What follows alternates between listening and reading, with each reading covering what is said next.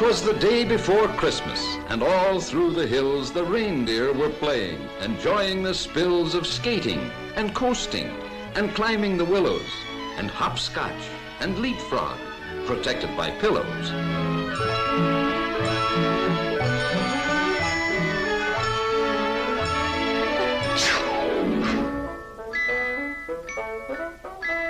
Look, fellas, it's Rudolph.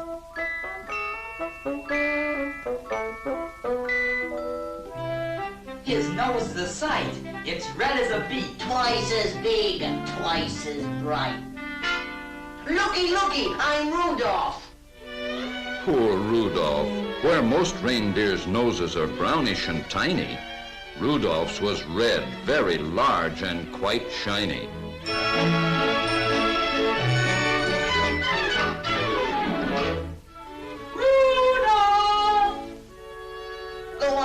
Red Nose, your mama's calling ya.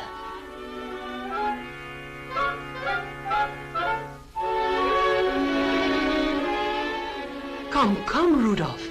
Tonight you hang up your stocking.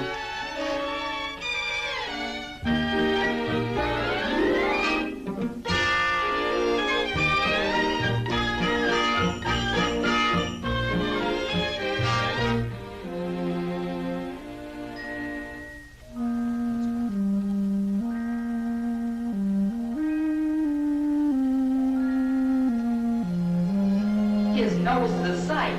It's red as a beet. Twice as big and twice as bright.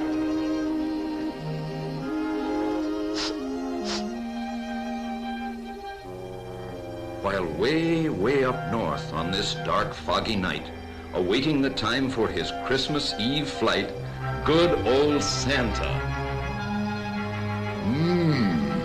This fog will be hard to get through.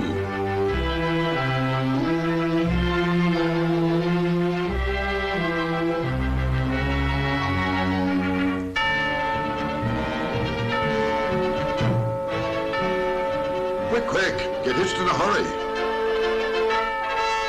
Dasher, Dancer, Prancer, Vixen, Comet, Cupid, Donner, Blitzen.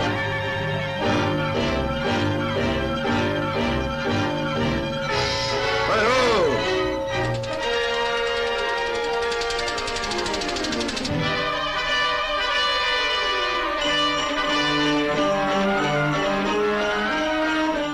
To keep our direction, we'll have to fly low.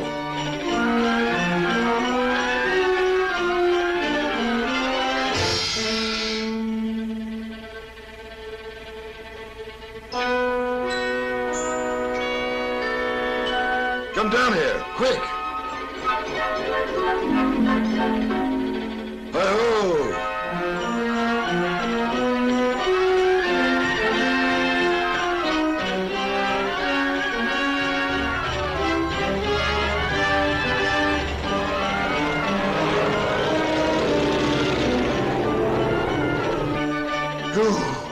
Pretty close.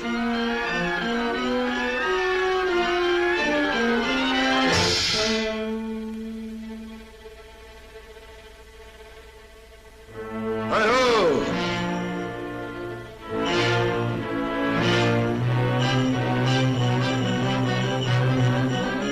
The air was still foggy, the night dark and drear, when Santa arrived at the home of the deer. But all this took time and filled Santa with gloom, while slowly he groped toward the next reindeer's room. The lamp wasn't burning. The glow came instead from Rudolph's red nose at the head of the bed. And then came the greatest idea in all history. So Rudolph is told of the dark and delay, the fog and the blackness and losing the way. I need you tonight to lead all my deer on the rest of our flight. Dear Mommy and Daddy, I have gone to help Santa. Don't worry. Rudolph, that's me. Hurry, Rudolph. It's very dark here.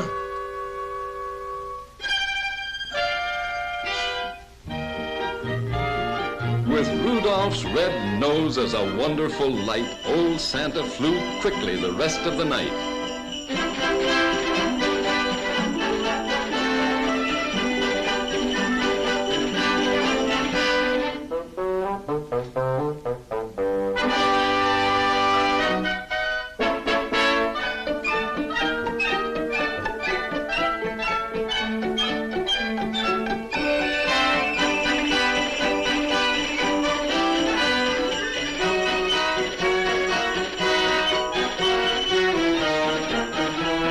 Went so fast that before it was day, the very last present was given away.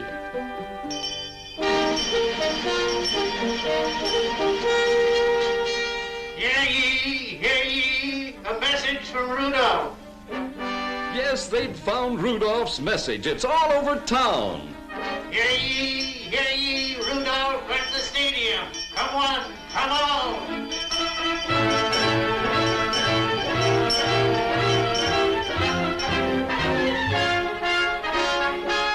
Bad deer who used to do nothing but tease him? Well, now they'd do anything only to please him.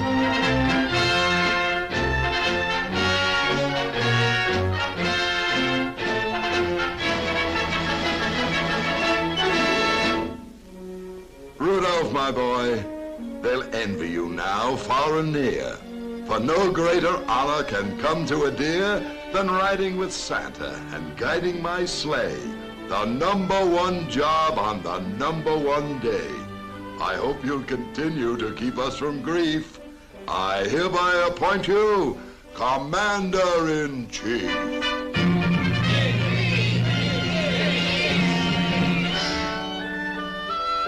And Rudolph just blushed from his head to his toes until his whole fur was as red as his nose. Merry Christmas to all, and to all a good night.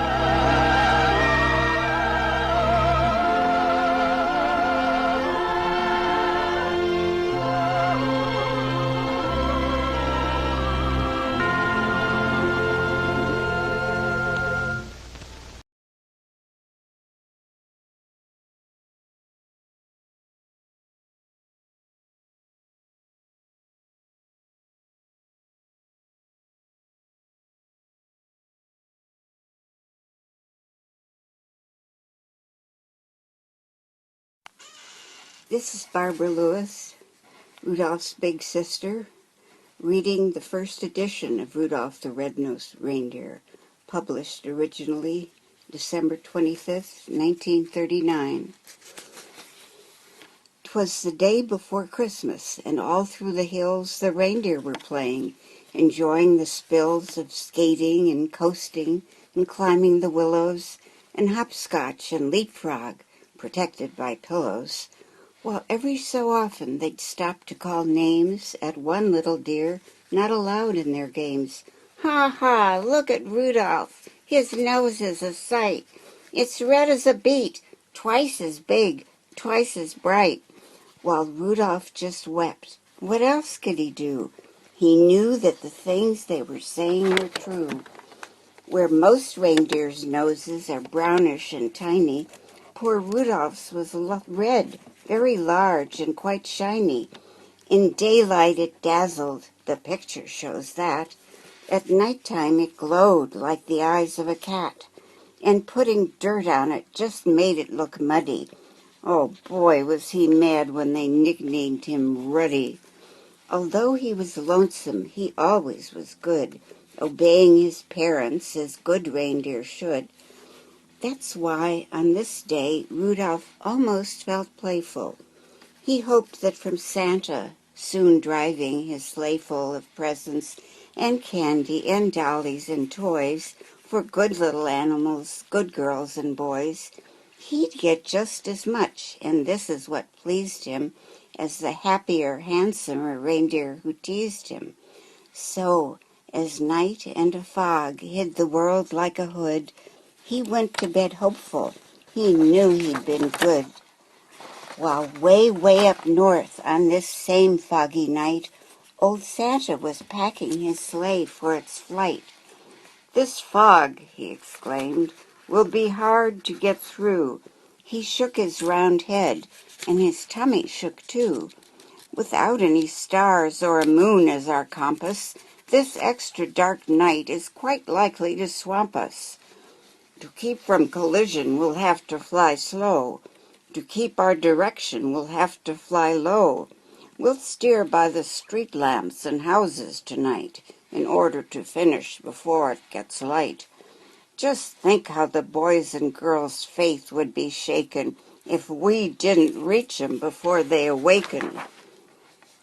Come Dasher, come Dancer, come Prancer and Vixen, come Comet, come Cupid, come Donder and Blitzen. Be quick with your suppers, get hitched in a hurry.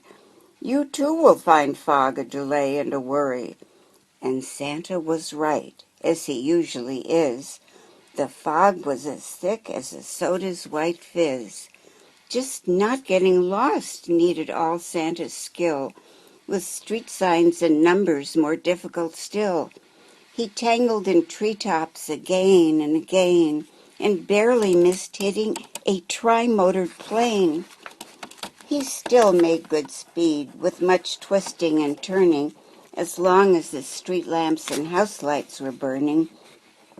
At each house, first noting the people who lived there, he'd quickly select the right presents to give there.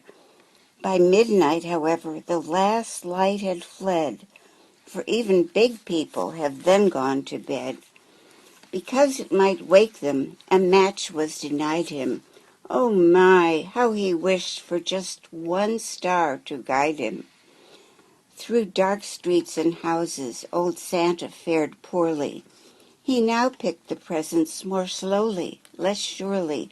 He really was worried, for what would he do if folks started waking before he was through? The air was still foggy, the night dark and drear, when Santa arrived at the home of the deer.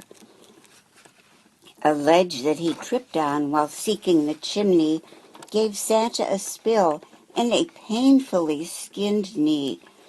The room he came down in was blacker than ink. He went for a chair and then found it a sink. The first reindeer bedroom was so very black, he tripped on the rug and fell flat on his back. So dark that he had to move close to the bed and squint very hard at the sleeping deer's head before he could choose the right kind of a toy, a doll for a girl or a train for a boy. But all this took time and filled Santa with gloom, while slowly he groped toward the next reindeer's room. The door he'd just opened, when to his surprise a dim but quite definite light met his eyes. The lamp wasn't burning. The glow came instead from something that lay at the head of the bed. And there lay, but wait now, what would you suppose? The glowing, you've guessed it, was Rudolph's red nose. So this room was easy. This one little light let Santa pick quickly the gifts that were right. How happy he was till he went out the door. The rest of the house was as black as before, so black that it made every step a dark mystery. And then came the greatest idea in all history. He went back to Rudolph and started to shake him. of course, very gently in order to wake him, and Rudolph could scarcely believe his own eyes. You just can imagine his joy and surprise at seeing who stood there, so real and so near, while telling the tale we've already told here. Poor Santa's sad tale of distress and delay, the fog and the darkness and losing the way, the horrible fear that some children might waken before his complete Christmas trip had been taken.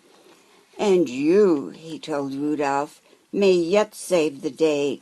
Your wonderful forehead may yet pave the way for a wonderful triumph. It actually might." Old Santa, you notice, was extra polite to Rudolph regarding his wonderful forehead. To call it a big shiny nose would sound horrid. "I need you," said Santa, "to help me tonight, to lead all my deer on the rest of our flight." And Rudolph broke out into such a big grin, it almost connected his ears and his chin. A note for his folks, he dashed off in a hurry. "I've gone to help Santa," he wrote. "Do not worry." Said Santa, "My sleigh I'll bring down to the lawn. You'd stick in the chimney," and flash, she was gone. So Rudolph pranced out through the door, very gay, and took his proud place at the head of the sleigh. The rest of the night, well, what would you guess? Old Santa's idea was a brilliant success. And brilliant was almost no word for the way that Rudolph directed the deer and the sleigh. In spite of the fog, they flew quickly and low, and made such good use of the wonderful glow from Rudolph's forehead at each intersection that not even once did they lose their direction. While as for the houses and streets with a sign on them, they merely flew close so that Rudolph could shine on them. To tell who lived where and just what to give whom, they'd fly by each window and peek in the room.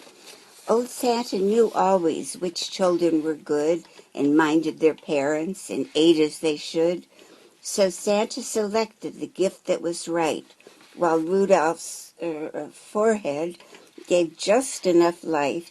It all went so fast that before it was day, the very last present was given away. The very last stocking was filled to the top, just as the sun was preparing to pop. This sun woke the reindeer in Rudolph's hometown. They found the short message that he'd written down, then gathered outside to await his return. And were they excited, astonished to learn that Rudolph, the ugliest deer of them all, Rudolph the red-nosed, bashful and small, the funny-faced fellow they always called names and practically never allowed in their games, was now to be envied by all far and near, for no greater honor can come to a deer than riding with Santa and guiding his sleigh, the number one job on the number one day.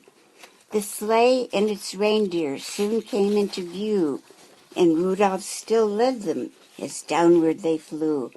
Oh boy, was he proud as they came to a landing right where his handsomer playmates were standing. These bad deer, who used to do nothing but tease him, would now have done anything only to please him. They felt even sorrier they had been bad when Santa said, "Rudolph, I never have had a deer quite so brave or so brilliant as you at fighting black fog and at guiding me through. By you, last night's journey was actually bossed. Without you, I'm certain we'd all have been lost. I hope you'll continue to keep us from grief on future dark trips as Commander-in-Chief."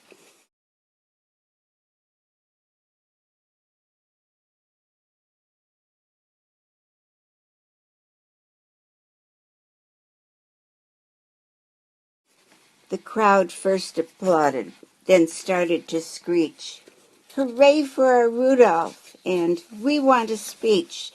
But Rudolph was bashful, despite being a hero, and tired. His sleep on the trip totaled 0. So that's why his speech was just brief and not bright. Merry Christmas to all, and to all a good night. And that's why, whenever it's foggy and gray, it's Rudolph the Red-Nosed who guides Santa's sleigh. Be listening this Christmas, but don't make a peep, 'cause that late at night children should be asleep. The very first sound that you'll hear on the roof, provided there's fog, will be Rudolph's small hoof. And soon after that, if you're still as a mouse, you may hear a swish as he flies round the house and gives enough light to give Santa a view of you and your room. And when they're all through, you may hear them call as they drive out of sight, Merry Christmas to all, and to all a good night. This is Barbara Lewis, Rudolph's big sister, reading Rudolph the Red-Nosed Reindeer by Robert L. May, my father, written in December of 1939.